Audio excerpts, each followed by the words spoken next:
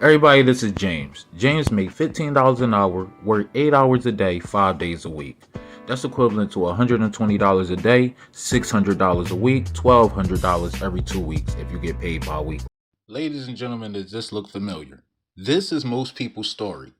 Everybody be like, oh, you're a rideshare driver? Go back to work. Some people, they become a rideshare driver and keep their job. But this is the reason why rideshare drivers wind up quitting their job, because it just makes sense. But before we even get into quitting jobs and stuff like that, this video is going to go into depth of most people, like their interaction with learning about this type of knowledge and learning about working for yourself and how much you can make. And just even if you don't end up rich, it still makes sense. Now, no matter if he like his job or hate his job, all he know is the objective is to make more money and he need more of it. So he continues to go to work and deal with customers, but he's a people person, so he's used to that. To deal with a manager, asking when to take a break, or dealing with having to leave at a specific time and no early, or dealing with being someone relief, or dealing with just all the problems of working a 9 to 5. However, some people, it doesn't matter. As long as you getting money, you can deal with whatever. Not everyone is blessed enough to have all the opportunities out there. So anyway, we move on. So he runs into one of my videos on YouTube one day. You want to go back to holding on to that bus pole like a stripper, huh? What, you trying to show off your new fit? Stop playing with me. Uber rentals, Lyft rentals, how much are they? What you got to go through? The process.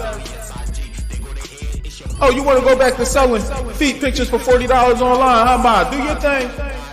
We see you, nasty. Listen, Lyft rental, $315 a week. I know you scared. Uber rental, $415 a week. Goodbye. Say goodbye to my audience, ladies and gentlemen. This ain't like back in the day. They ain't that cheap no more. But let me tell you something. Easy. I said, listen, I'm tired of catching a bus and train. When I'm gonna pull up in, I'm tired of getting out of the bed. And he like, oh no, this dude gotta be capping. It ain't no way in hell you can make that much. It ain't no way he's telling the truth. This is impossible. What are the requirements? Because I gotta see about this myself. So he got his stroll on down there. He like, I'm 25.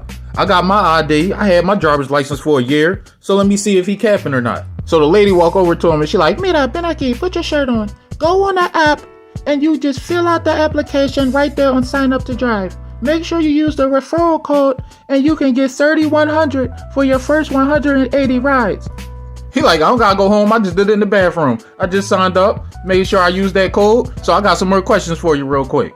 So we started to ask her, can I use it to get money on other apps like DoorDash and Uber Eats and stuff like that? And she like, yeah, we just allowed that this year. You can get money on other apps and stuff for Uber. You know, that's our op. Stop playing with us. But anyway, don't get caught. Can I use it to get to work? And she like, yeah, you got 200 personal miles and for a little bit more, and a little bit more, but whatever. For you could get unlimited miles and you could use it for stuff like Amazon Flex and all that. So that was pretty lit. And then it's like, all right, so do I gotta bring it back every week? And she like, no, you ain't gotta bring it back every week unless you want to. If you don't like it that week, bring it the hell back. It don't matter to us because we still gonna shine. Anyway, that's what happened. So he leave and have that long man talk with himself.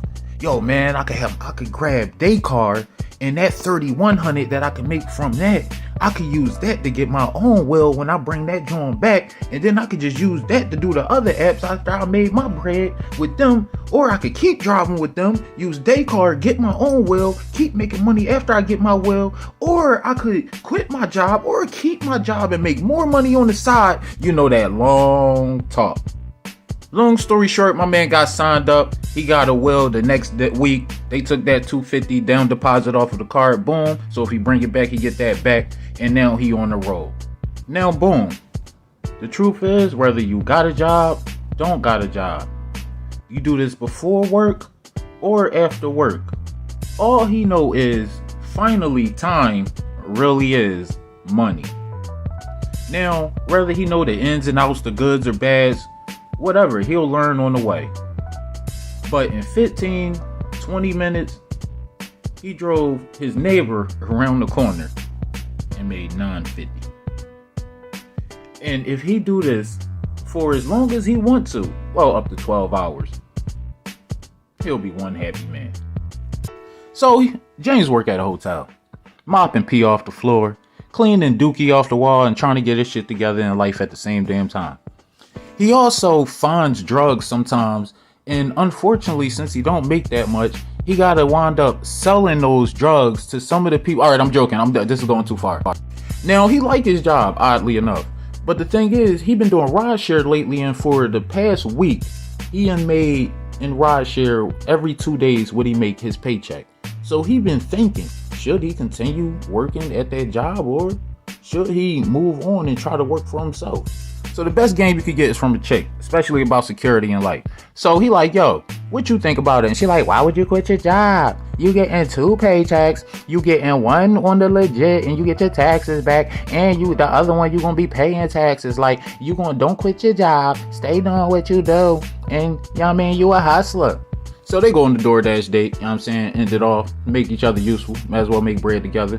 She get the order, give it to the passenger, he just drive. And then they split the bread.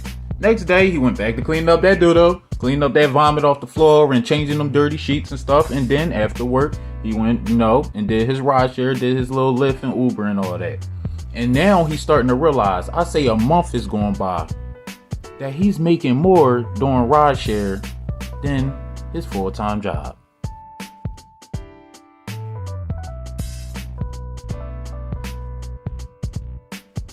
James loses everything. His social life, his girl, his friends, his family. He don't come around no more. He only come around during holidays. He hardly have any time for himself. He's tired, confused, and need to make a change now. So he has to make a decision. Which decision should he make? Do we quit rideshare or do we quit his job? And that's the story of our life, ain't it? Most people, think about it. You don't like your job. When you finally find something that you can make the same amount or more, then you try to balance the two, but then you come to that conclusion, okay, you know what? If I could make more doing this and it's more peaceful, and I don't have to deal with this manager, and I don't have to deal with these situations that goes on, and it's the same amount of BS, it's still a job. But the freedom and the time management and being able to get paid instantly and not have to wait 2 weeks does change your mindset. So last episode was a lesson. James decided to keep doing rideshare and keep his job, and he lost his family, his girl, and also his friends. He also lost his social life, a sense of self, and he overworked himself to the extent where basically he has money in his pocket, but he's not happy. So the next day he decides to go down to the Lyft hub, give him their car back, and go back to his old hoopty. He ain't copped over the period of him doing rideshare in his job. Now his car so broke people think it got hydraulics. He can't really, it's only fit 2 people, so he can't do rideshare in it. And pretty much it get him back to forth, and now it's about to get him back to forth at his regular ass job. Now he did this in hopes to get his life back. What he didn't realize or take into consideration when carrying upon 2 jobs, one working for yourself and on your own schedule, and the other one you're on someone else's time and on someone else's schedule, and they both have their own problems. He didn't take into consideration the problems that it'll come with.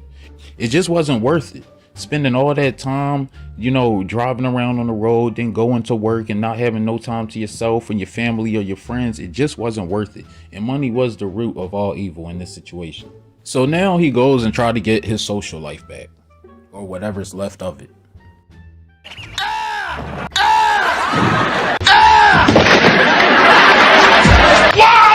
Hell nah, they don't fuck with you, player. Go back to hustling, man. So we go back to work the next day, but he can't stop thinking about doing rideshare. He looking at the stuff that he do now and it's kind of degrading, and he see it for what it is. He ain't even thinking about cleaning. He thinking about cleaning up his life and getting back to where the money is. Because he like, for this hour, I only get $15. But if I go back out, I could make that shit in damn near 15 minutes. I'm out. So what happens is you go back to work and you hate it. Because you realize, all right, I can make the same amount doing this. And plus, I'm driving around the city, like the freedom, it gets a little addictive because you're making money on your own time and you grinding.